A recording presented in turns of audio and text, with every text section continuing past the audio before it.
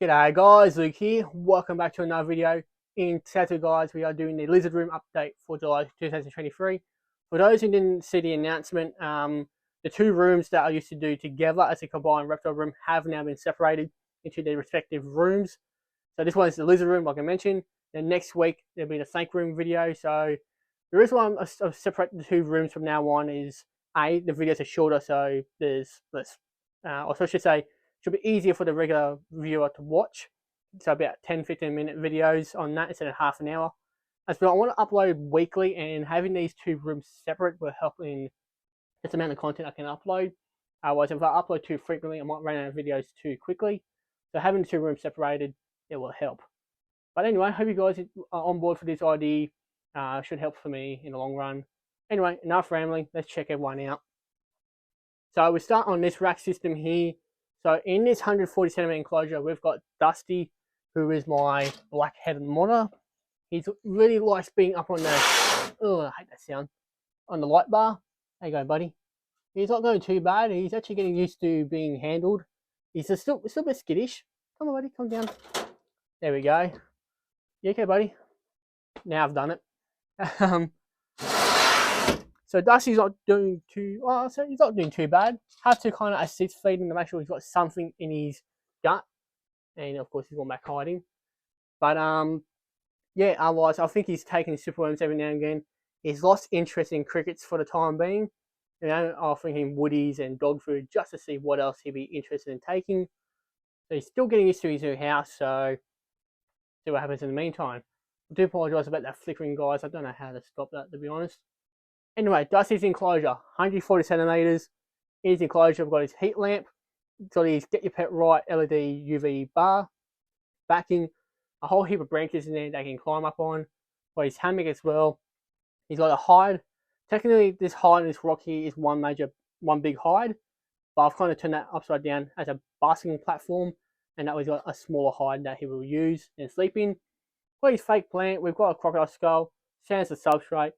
That's his water bowl. That's his food bowl. So any crickets, superworms, or dog food that I try and chuck in there, that's going in there.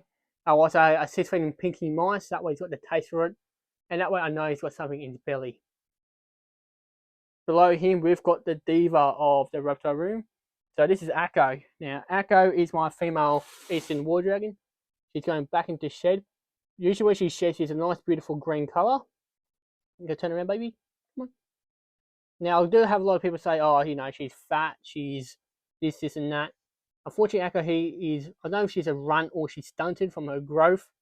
Otherwise, she's relatively healthy for her condition. So all this in here, so all her organs have kind of gone to adult size. There's probably about, I don't know, 3 mils of fat on each side. So she isn't fat, she's just different looking. So she's still happy, she's still healthy. Well, I would say she's happy for the most part. Today I've kind of annoyed her, so she's not happy with me.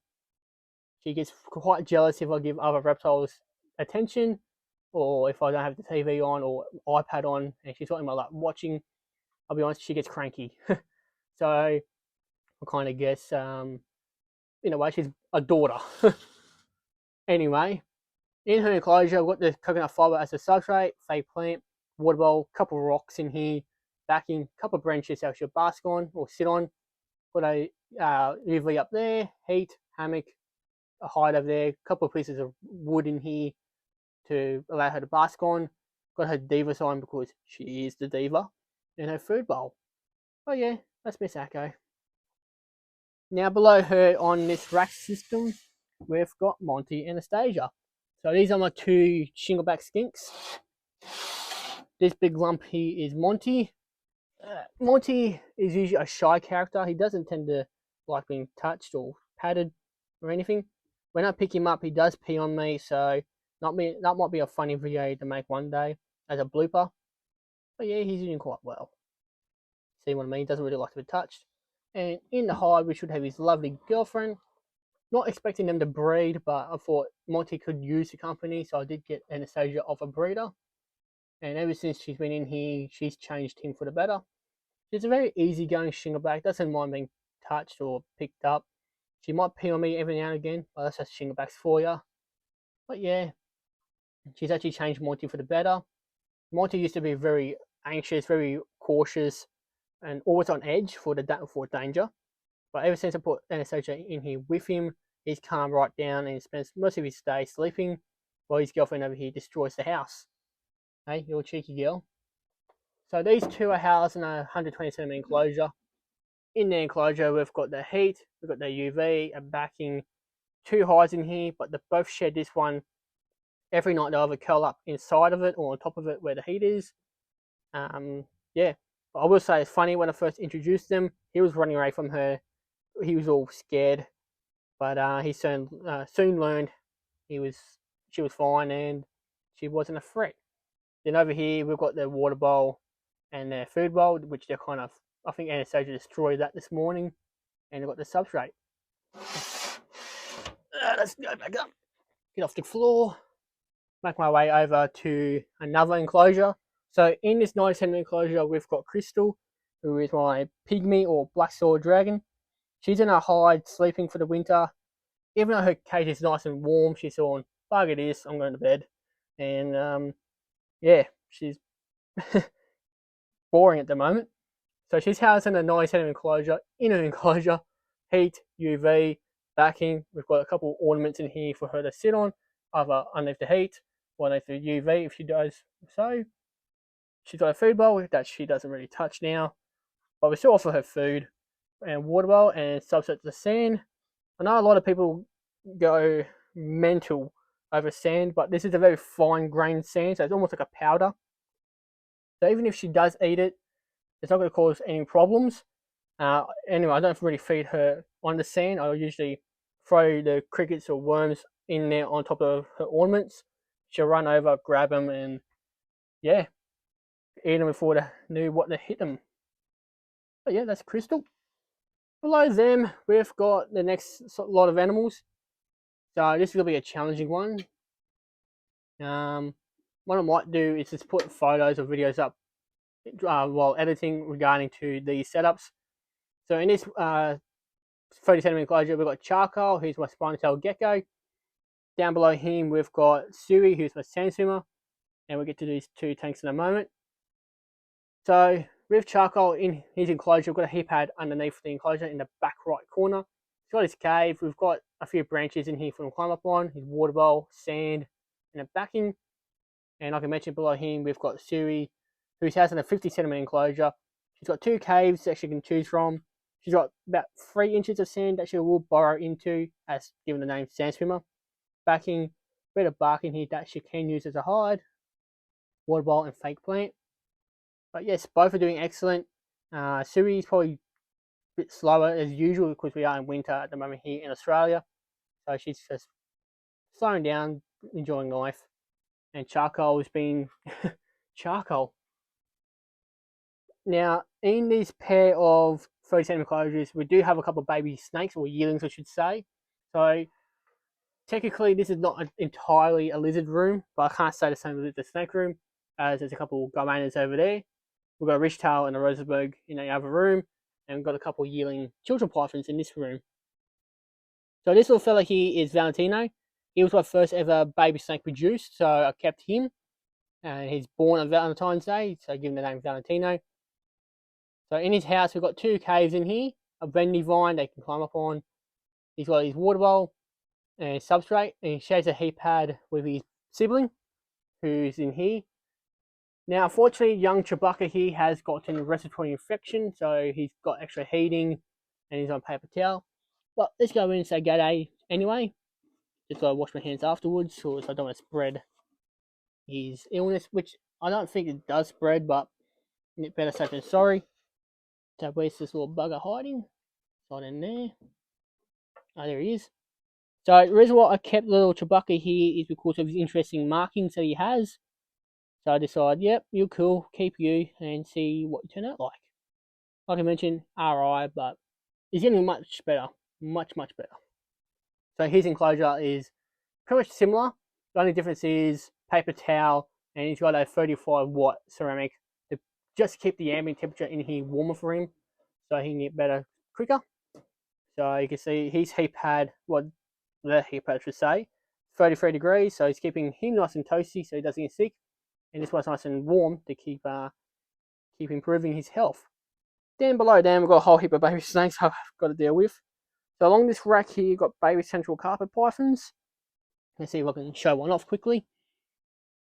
The lighting's not the best, but it had to do. And then below here, except these two here, those are some more baby citrains in there. The rest of these are baby children's that have yet to get eating, so I've got my work cut out for me. Anyway, I'll just cut the video here, fix this up, and do a shoot on these two. Then we go to the other side of the reptile, well, I should say the lizard room. To the other side of the lizard room, it's pretty much my skink wall. So the first animal we've got here is Pedro, who is my pink tongue skink. He's gone into brumation mode, so he's not doing a whole bunch lately. Just find his nice little cave and decide to sleep. But yeah, he's doing quite well otherwise. So he's housed in a 100 centimetre enclosure. In the enclosure, we've got the coconut fibre that he can kind of half bury himself into.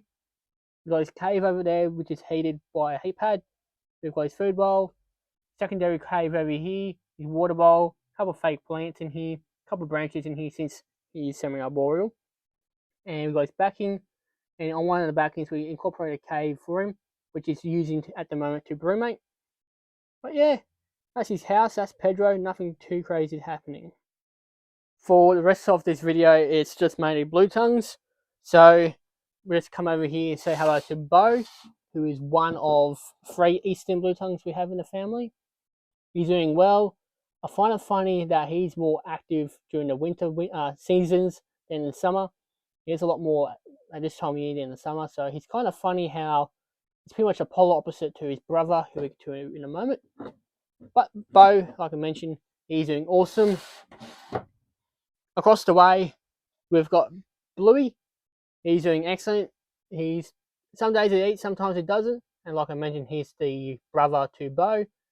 I did used to have these two housed together, but one day they both started getting into a fight, so I had to separate them. And yeah, the rest is history. So for Bluey, Bo, and Billy, who we get to in a moment, are housed in 120 centimetre enclosures. In each enclosure, they've got a cave, either a brick or rock to help get on top of the house, I should say. For the heat, UV, a backing, substrate, food bowl, and water bowl. You can kind of see the similarities here for Bo's cage. While Billy's is a little different, she has a couple of rocks in here as well, so nothing too troubling. And instead of the heat element, Billy's got a heat pad because that's something she's used to. And she should get a nice big cave soon. She's kind of outgrown this one. So Billy here is the last of the eastern blue tongues. She recently went through a shed cycle, so she's looking beautiful. But yes, she's quite shy, and you're coming out now. Maybe not too shy. Come on. There we go. So Billy here was a rescue because of her tail, and she was very skinny. So last couple of years, she's been bulking up and being a chunky monkey. See, Billy? Now, last but not least, we've got Blaine. So before we get to Blaine's house in a 9 centimetre enclosure. In her enclosure, we've got 2 hides, and she's probably the shyest blue tongue we have in the family. Blue and Bo more easygoing. Billy depends on the day, to be honest. She's got her heat and UV up here, backing, a couple of rocks and a brick in here, food bowl, water bowl, substrate. And I think she's in this cave over here. Yes, she is. Hello, Billy. Not Billy, Blaine. Too many bees. So Blaine here is a lowland blotch blue tongue. She was the runt of a litter, so she probably won't get much bigger than this. But yeah, she's a good girl. Never causes any drama with me. However, Blue and Bo usually cause drama for me. And Billy is an escape artist. So those 3 are cunning little demons, while Blaine, she's just a very mellow blue tongue. So that'll be it for the lizard room update, guys. Next week it'll be the snake room, so stick around for that. I hope you enjoyed today's video, guys, and I'll catch you all in another video.